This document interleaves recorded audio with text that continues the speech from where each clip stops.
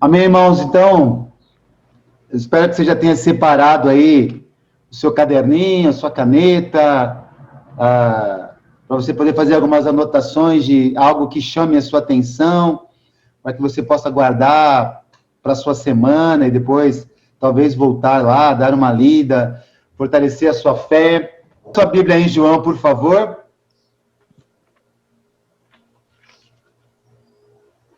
É bem interessante, né? Você que estuda a Bíblia com as pessoas e que alguém estudou a Bíblia com você e disseram para você, né? Olha, nós queremos passar algo para você.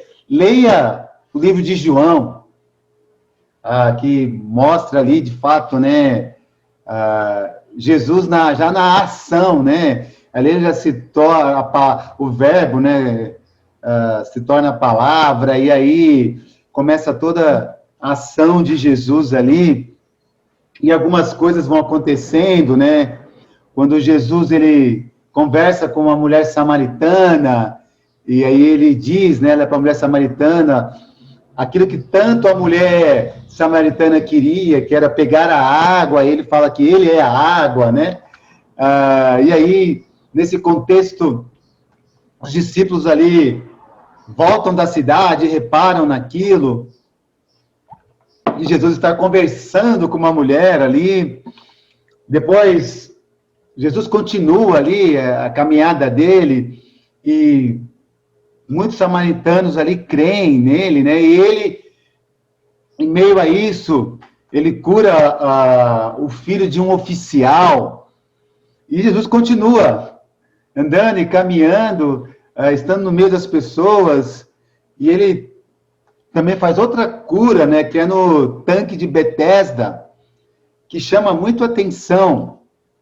Em João 5, 13 ao 15,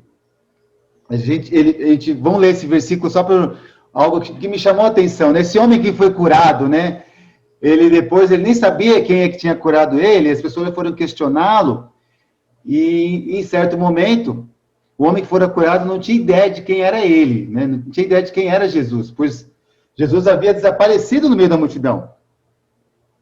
Mais tarde, Jesus o encontrou no templo e disse: olhe, você está curado, não volte a pecar, para que algo pior não aconteça a você.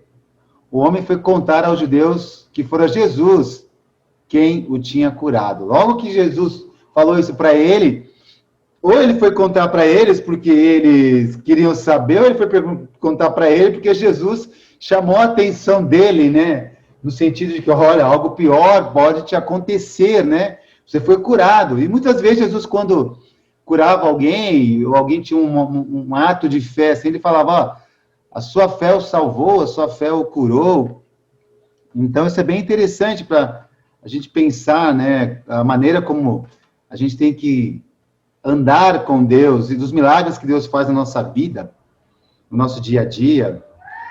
Então, esses fatos, né, depois da multiplicação também dos pães, fizeram com que as pessoas também começassem a querer seguir Jesus ali mais de perto, né? E também esses fatos me levaram a Jesus a começar a ser perseguido, né? Ele começou a ser uma pessoa não benquista pelas pessoas, né? Então, e Jesus também, ele anda sobre as águas, vários fatores e situações iam acontecendo, e foram acontecendo ali na vida de Jesus. E a sua caminhada com Deus, você também já tem a sua história com Deus, né? De coisas que você já pôde viver e você viu a ação do Espírito Santo, quer dizer, a ação de Deus na sua vida. Deus te usando, Deus te protegendo. Quando você saía da sua casa, ia para lugares distantes e voltando, e super animado, né, porque você tinha estudado a Bíblia com alguém, chegava em casa cansado, mas feliz, e dormia bem, porque você se sentia ali sendo usado por Deus e fazendo aquilo que Deus esperava que você fizesse, né? Então, é bem interessante, e eu estou até repetindo isso no sentido de que a gente continua escrevendo, né, a nossa carta e a nossa vida com Deus, a nós mesmos, quando queremos pensar sobre como estamos com Deus e o que podemos fazer ainda na nossa caminhada com Deus. Eu digo isso sem um pesar ou sem culpa, mas há sempre o que melhorar, há sempre o que fazer, sempre há espaço para isso, para continuarmos andando com Deus. E Cristo, ele quer ser algumas referências em nossa vida, ele fala de coisas que, para nós, e quando ele estava falando aqui com essas pessoas, que nos servem hoje para lembrarmos dele. Por isso que o nosso tema hoje é Jesus, o pão da vida. Quem hoje já comeu pão? Volta na telinha, por gentileza. Levanta sua mão aí para casa mais uma vez. Se você já comeu pão hoje. Né? A Val aí até estava comendo um pão e até...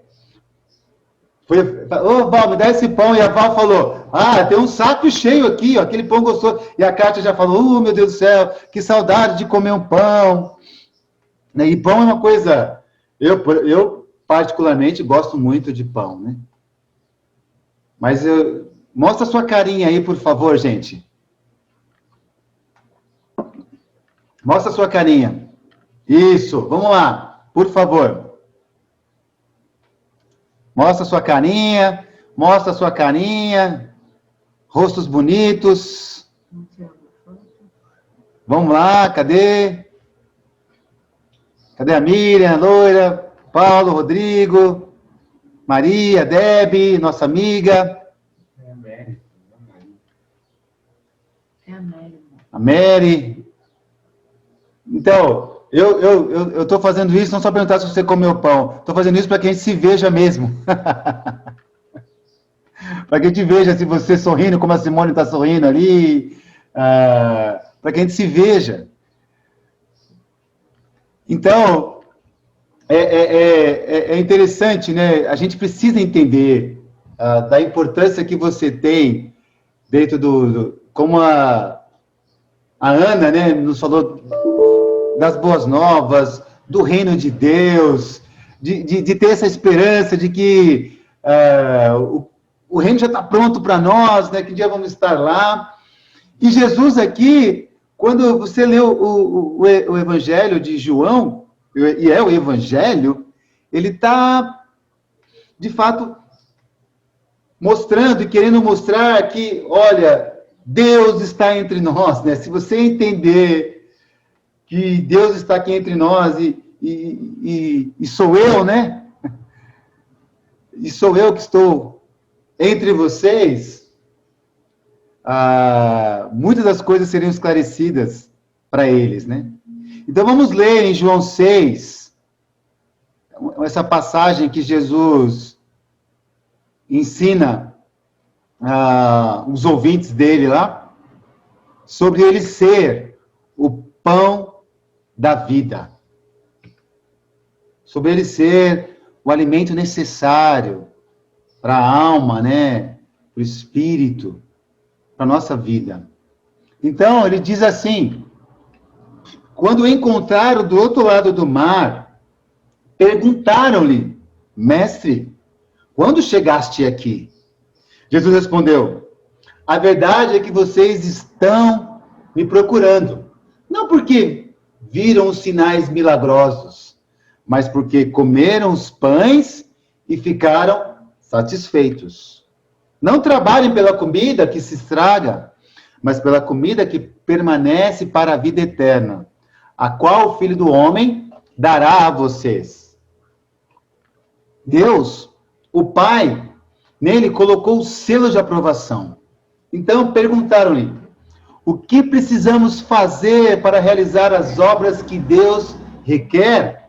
Jesus respondeu, a obra de Deus é esta, crer naquele que ele enviou. Então, perguntaram-lhe: que sinal milagroso mostrarás para que o vejamos e creiamos em ti? Que farás? Os nossos antepassados comeram maná no deserto, como está escrito. Ele lhes deu a comer pão dos céus. Declarou-lhes Jesus: digo a verdade, não foi Moisés quem deu a vocês pão do céu, mas é meu Pai quem dá a vocês o verdadeiro pão do céu. Pois o pão de Deus é aquele que desceu do céu e dá vida ao mundo. Disseram eles: Senhor, dai-nos sempre desse pão. Então Jesus declarou: eu sou o pão da vida. Aquele que vem a mim nunca terá fome. Aquele que crê em mim nunca terá sede. Mas como eu disse, vocês me viram, mas ainda não creem. Todo aquele que o Pai me der, virá a mim. E quem vier a mim, eu jamais rejeitarei, pois desci dos céus, não para fazer a minha vontade, mas para fazer a vontade daquele que me enviou. E esta é a vontade daquele que me enviou, que eu não perca nenhum dos que ele me deu, mas os ressuscite no último dia. Porque a vontade de meu Pai é que todo aquele que olhar para o Filho e nele crer, tenha vida eterna. E eu ressuscitarei no último dia. Com isso, os judeus começaram a criticar Jesus, porque ele dissera: eu sou o pão que desceu do céu. E diziam: este não é Jesus, o filho de José? Não conhecemos seu pai e sua mãe? Como ele pode dizer: desci do céu? Respondeu Jesus: parem de me criticar. Ninguém pode vir a mim se o Pai que me enviou não o atrair. E eu o ressuscitarei no último dia. Está escrito nos profetas: todos serão ensinados por Deus. Todos os que ouvem o Pai e dele aprendem, vêm a mim.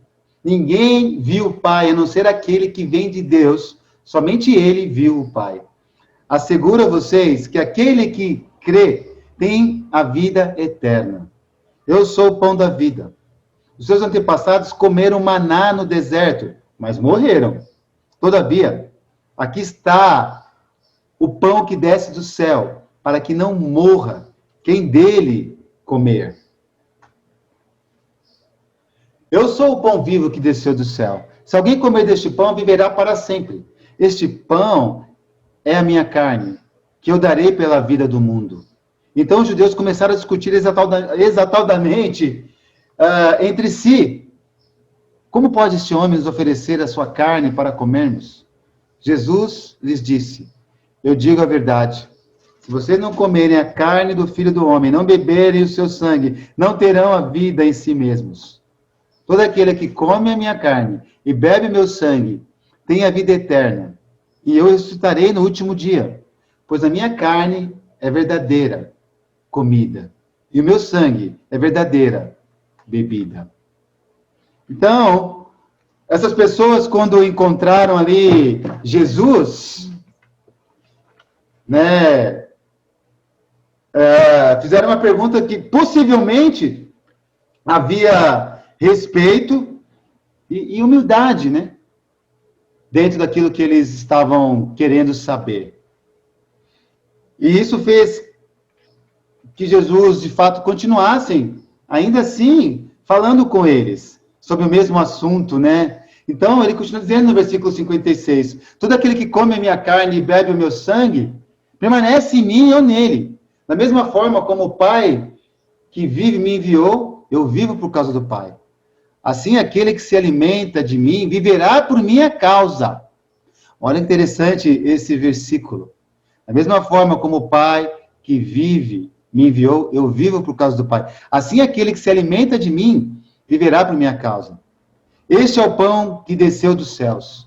Os antepassados de vocês comeram maná e morreram. Mas aquele que se alimenta deste pão viverá para sempre. Ele disse isso quando ensinava na sinagoga de Cafarnaum. Como disse lá no início, Jesus aqui ensinando. Olha, Jesus não estava ensinando qualquer pessoa, Estava ensinando pessoas que tinham conhecimento e que eram privilegiadas ainda, porque Elas sabiam ler o que dizia, né, até na Torá, no Velho Testamento.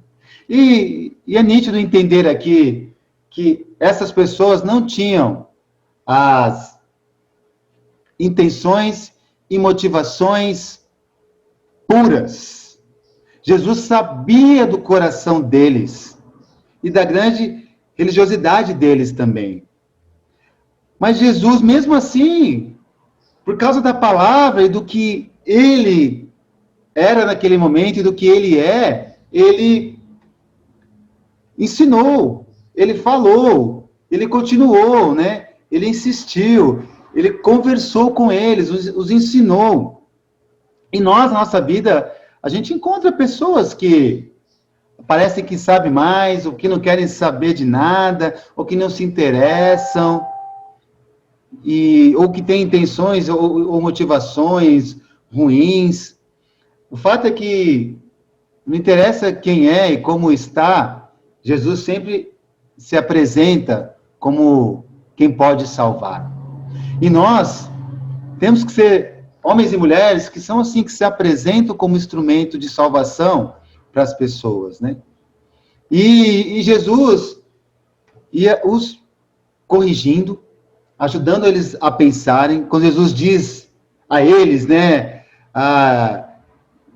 que eles ficavam mais trabalhando pelas coisas desse mundo e perdendo mais tempo com isso do que estavam trabalhando pela vida espiritual. E ele fala também de um selo de aprovação.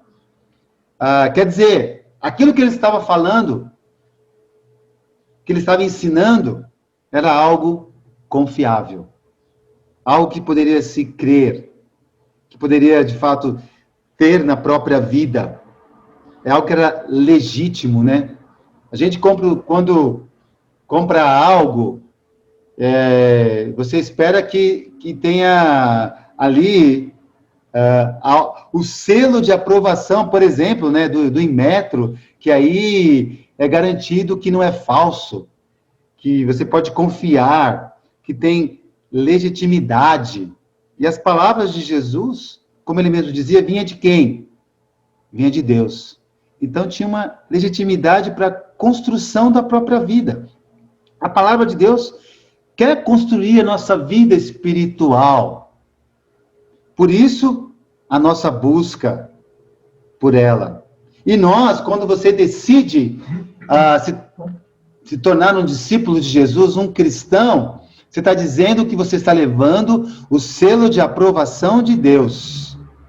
Não porque você se tornou uma pessoa perfeita, mas porque agora você está em busca do que é perfeito. Você está em busca de um relacionamento com aquele que é perfeito, com Deus. Então, nesses versículos aqui, 28 ao 30, então perguntaram, o que precisamos fazer para realizar as obras que Deus requer? Jesus respondeu, a obra de Deus é esta, crer naquele que ele enviou. Então perguntaram-lhe, que sinal milagroso mostrará para que o vejamos e creamos em ti? Que farás?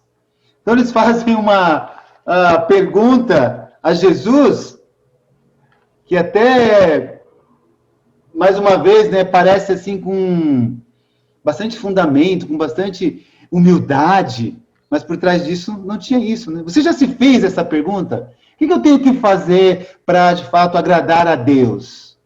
Quais obras tenho que mostrar, né? Como é que eu tenho que viver?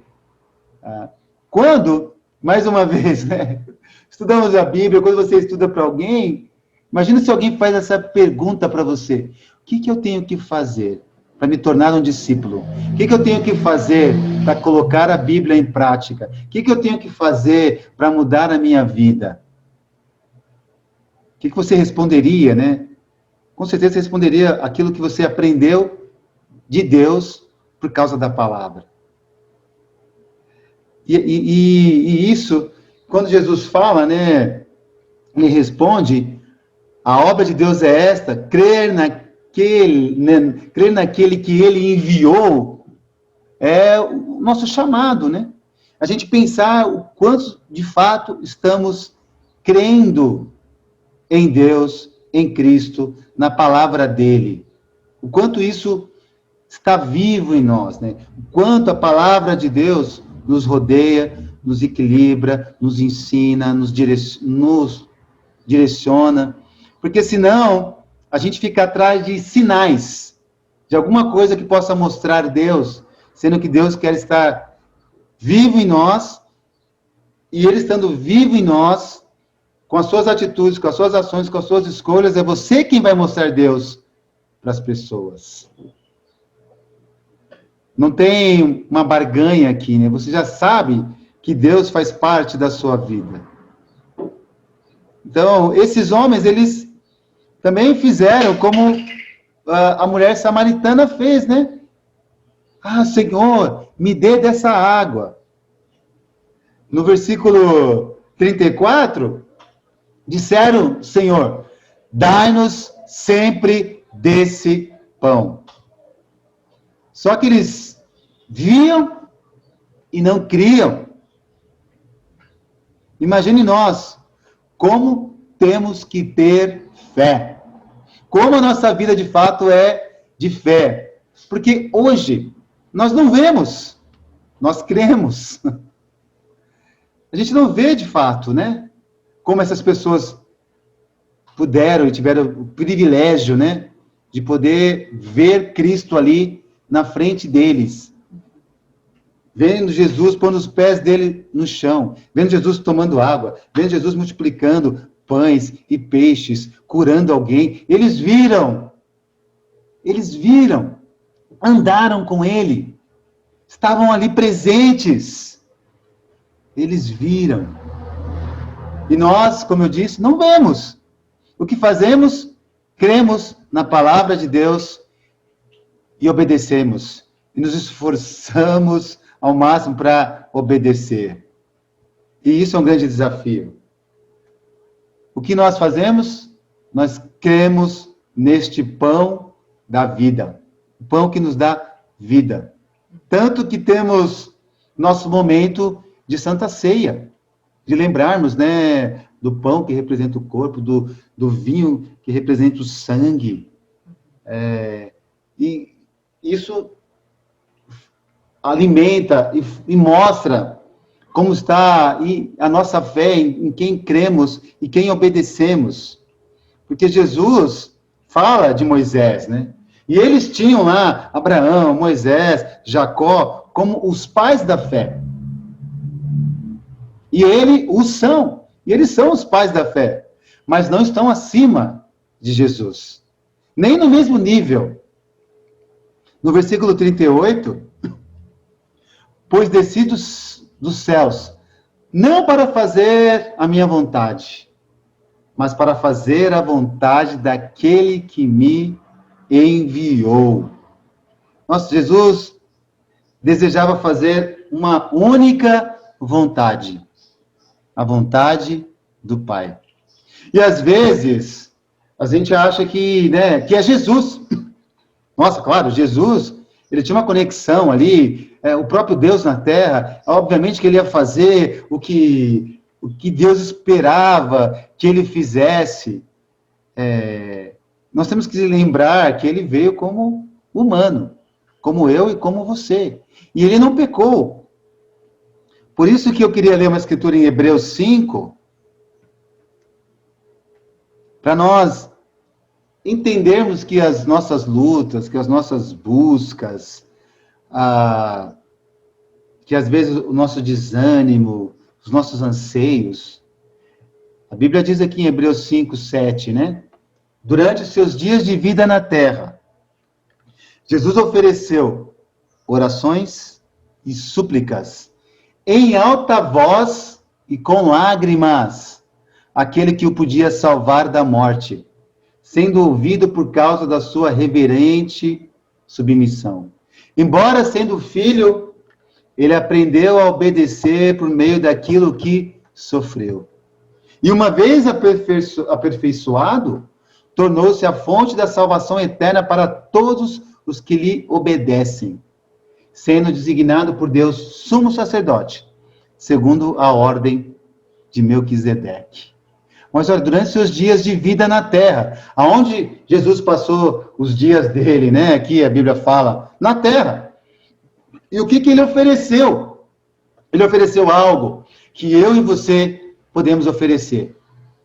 Orações muitas vezes de agradecimento, orações por alguém, orações para de fato que Deus possa intervir em alguma situação. E fala que aqui ele fala sobre súplicas, também orações de súplicas, né? Talvez quantas vezes você já suplicou a Deus por situações com a sua própria vida ou com a vida de alguém, e ainda ele fala em alta voz e com lágrimas. Então, Jesus não, ao registro, né, de quando Jesus chorou, né, lá com Lázaro, mas aqui a Bíblia está dizendo que Jesus chorou muitas outras vezes, e era durante as orações. Você já se pegou orando e chorando? Talvez de alegria, talvez de tristeza, por alguém, com misericórdia, com compaixão, que ele está dizendo àquele que o podia salvar da morte.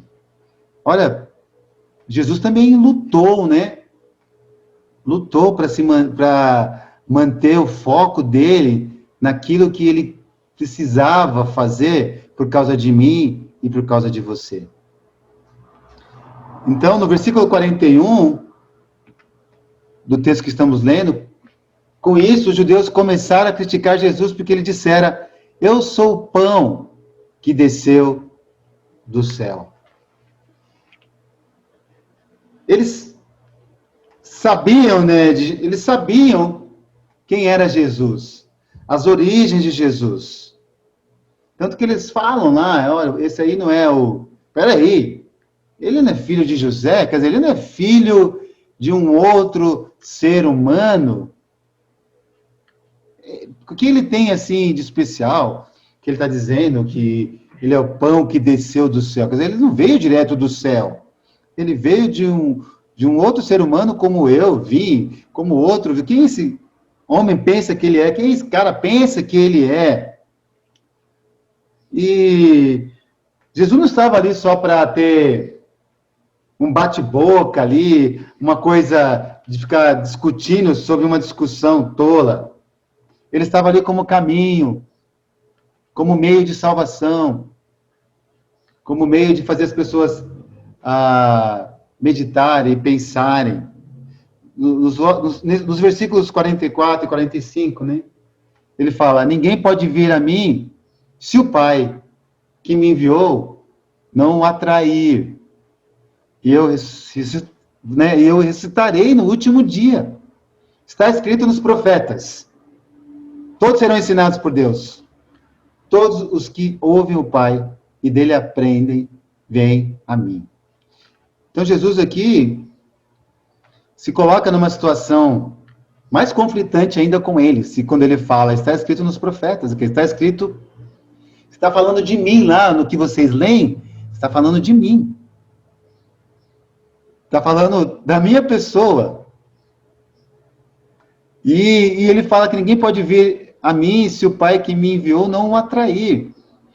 Nós, hoje, como é que a gente se sente atraído por Deus? O que te atrai? Quando você pensa na sua vida espiritual hoje, do que você tem saudade? Do que você tem saudade do que você fazia? E do que você não faz mais hoje? O que te parou para você não fazer mais? O que te distrai para você não fazer mais? Alguém, uma outra pessoa, fez algo que matou a sua fé, tirou a sua alegria. A igreja não proporciona isso para você, para que você volte a fazer as coisas que você fazia. O que te atrapalha? Nada pode nos atrapalhar quando a gente, de fato, faz as coisas para Deus. Porque estamos no meio de pessoas pecadoras e que, às vezes, provam a nossa fé, provam o nosso ânimo, provam a nossa alegria, né, o nosso entusiasmo, que nos entristece. E a gente não pode deixar de se mover para Deus e com Deus por situações. Porque Jesus estava vivendo várias situações difíceis. E em nenhum momento ele parou, porque ele tinha um foco ali em mim, em você. E ele nos alcançou. Tanto que estamos aqui essa manhã, lendo a palavra de Deus. E está escrito nos profetas, quer dizer, o trabalhar de Deus já é bem antigo por mim e por você. E ele fala, todos serão ensinados por Deus. Todos os que ouvem o Pai e dele aprendem, vêm a mim. Então, o que a gente aprende de Deus nos leva para quem? Para Deus. Se nos leva para Deus, nos leva a servirmos, a amarmos, a perdoarmos, a nos unirmos, a ouvirmos, como eu disse, né? Porque eles sabiam. E nós agora também já temos a história pronta para nós. Basta você pegar sua Bíblia e começar a estudá-la, ler, né? Porque Jesus, ele fala de ressurreição e de vida eterna. Ressurreição e de vida eterna. Coisas que um cristão almeja muito. Estar na vida eterna. No versículo 48, eu sou o pão da vida. Jesus aqui afirmando quem ele é. Por quê? Jesus, ele sempre falava daquilo e se colocava daquilo que as pessoas tinham como necessidade. A necessidade da mulher era a água. A necessidade do filho do oficial era ser curado. A necessidade do cego era de enxergar. Por isso que ele fala, eu sou a luz do mundo, né? Eu sou o sal, né? Ele que dá o tempero. E aqui, essas pessoas, elas tinham vivas nela o que os antepassados deles viveram, que era receber, né, dos céus o pão. Esse pão desceu para mim, desceu para você, né? Que é Jesus. Por isso que ele fala, eu sou o pão da vida. Aquele que, de fato, pode nos alimentar e nos mudar. Essa comida não é uma comida passageira, né? Que a gente só come como no almoço, né? Daqui a pouco você vai sentir uma fome, você vai lá e vai matar a sua fome. Esse pão é para nos alimentar, para que, de fato, a gente caminhe para a vida eterna. Com Deus. Não é uma comida passageira e momentânea, ou por alguma necessidade apenas. Porque esse pão que caiu do céu é o que nos dá vida plena, que quer suprir até as nossas necessidades. Porque quando Jesus diz, né, olha, eles comeram sim do pão, todos eles. Jesus dizendo ali a eles, ó, Deus, meu Pai, os abençoou, mandou pão para eles. E eles morreram, seus antepassados morreram. Agora esse pão é para dar vida eterna. É para dar vida em nós mesmos. Se a gente voltar um pouquinho no versículo 37, aqui, que ele fala, né, que todo aquele que o Pai me der, virá a mim. E quem vier a mim, eu jamais rejeitarei. Você já se sentiu rejeitado nessa vida por alguém, por alguma situação, dentro e fora da igreja? Quando você vai para Deus, e você vai do jeito que você é, do jeito como você está, é assim que Deus nos abraça, você não é rejeitado. Deus, ele nunca nos rejeita. Mas nós, se não cuidamos da nossa vida com Deus, nós rejeitamos Deus. Porque a gente só faz as coisas que a gente quer fazer. Muitas vezes não aquilo que Deus quer que a gente faça. E que às vezes o que Deus quer que a gente faça não é tão prazeroso fazer. O se negar a si mesmo, o amar o seu inimigo, o pedir perdão, o reconhecer os próprios erros, às vezes é difícil. E o contexto aqui também é de um povo que já se achava escolhido. Já se achava escolhido. Já se achava santo. E quando Jesus diz essas coisas, eles ficam chocados. Hoje também, quando você lê a palavra de Deus, dentro dos evangelhos, Jesus também quer nos chocar. Quando eles falam que vão ranger, né, os dentes, que vão ficar no fogo eterno, sob os vermes, é para nos chocar. Porque Deus não é um Papai Noel. Eu e meu filho, a gente sempre vai correr no parque. Essa semana nós fomos novamente, e a gente aproveita para falar de Deus para as pessoas, né?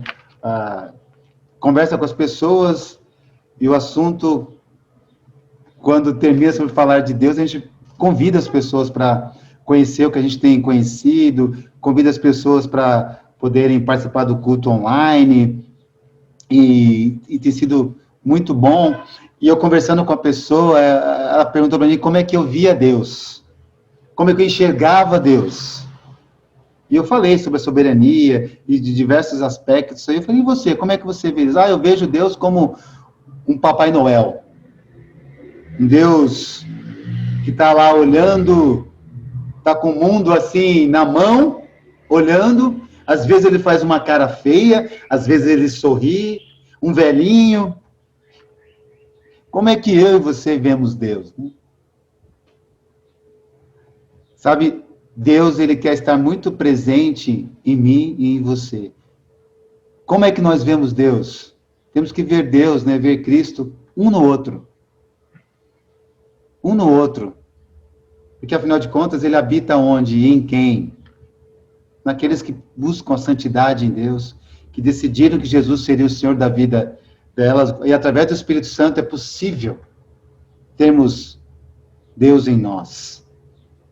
No versículo 39 aqui, todo aquele, né, ele fala,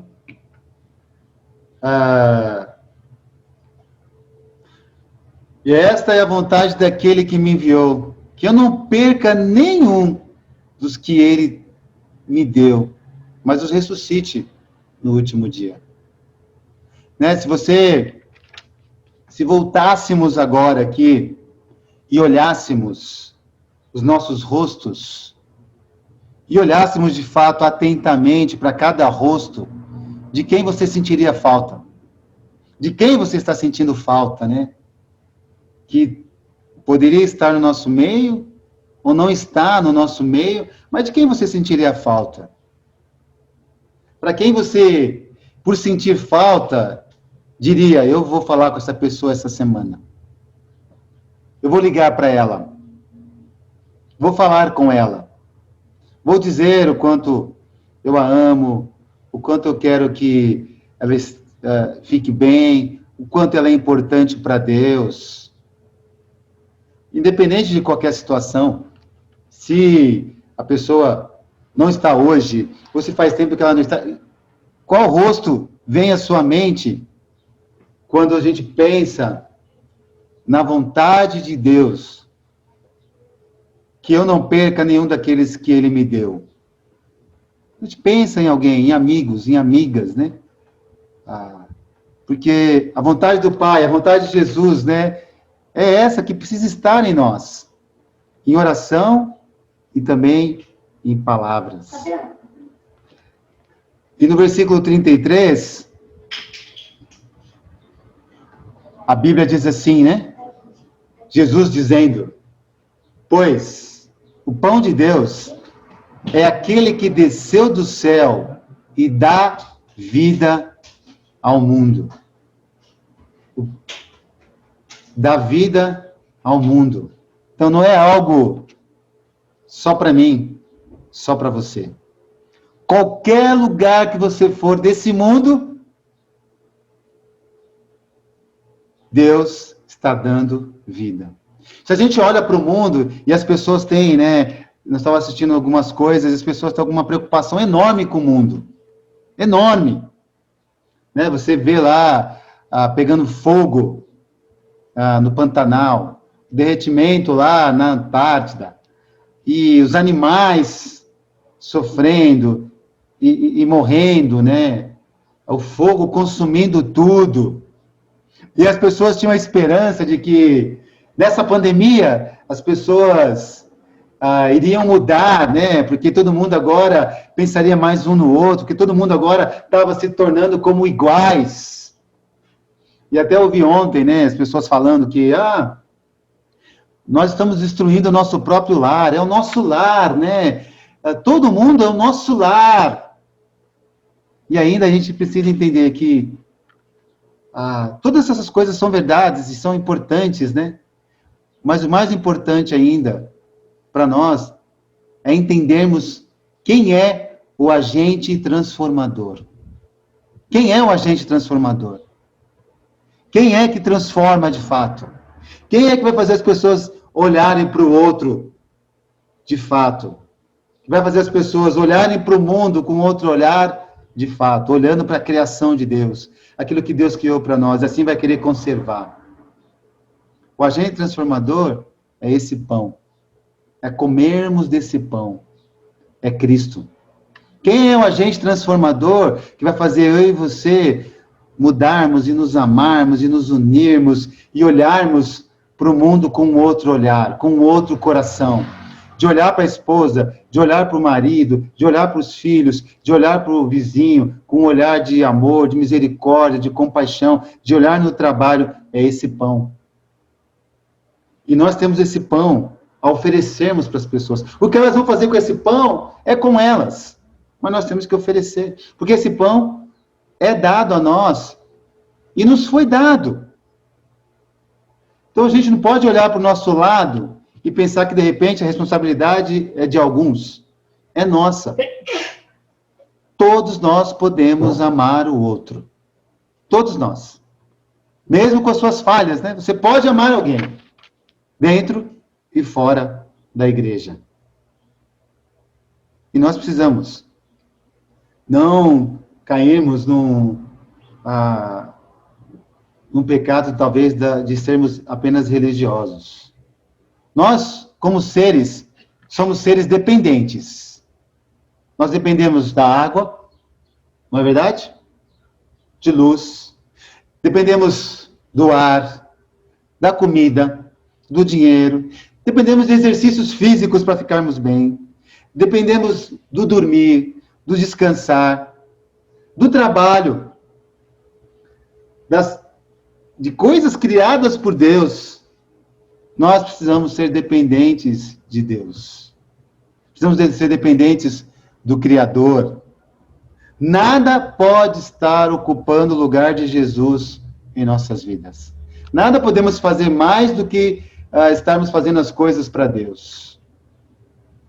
A pior ocupação é a religiosa, que nos engana. Porque somos assim.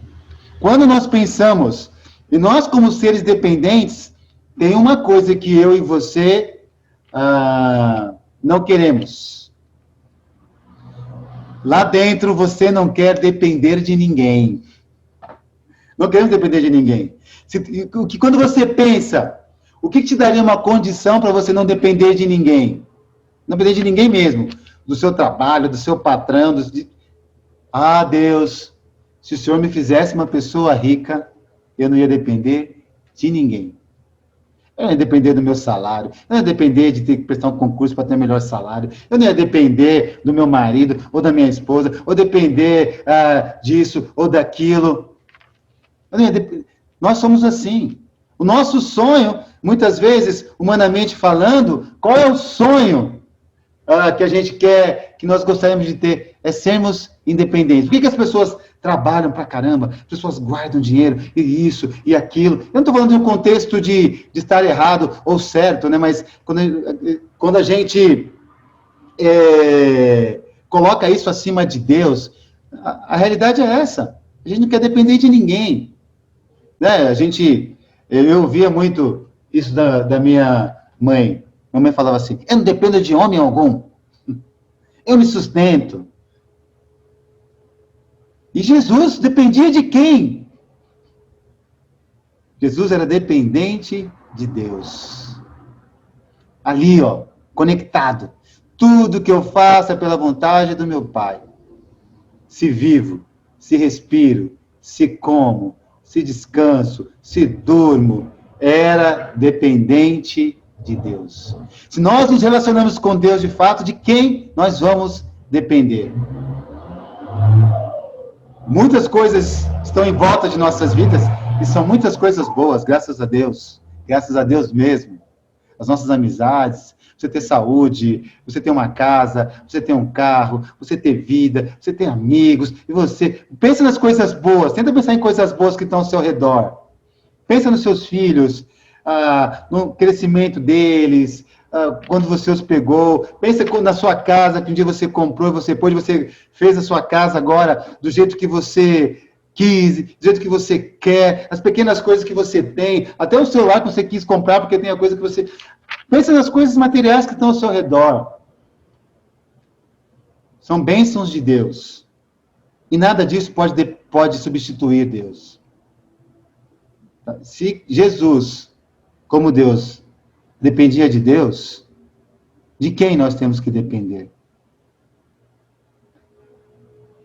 Deus precisa ser o nosso foco principal em nossas vidas, e que a gente dependa dele. Ele precisa ser o nosso pão da vida.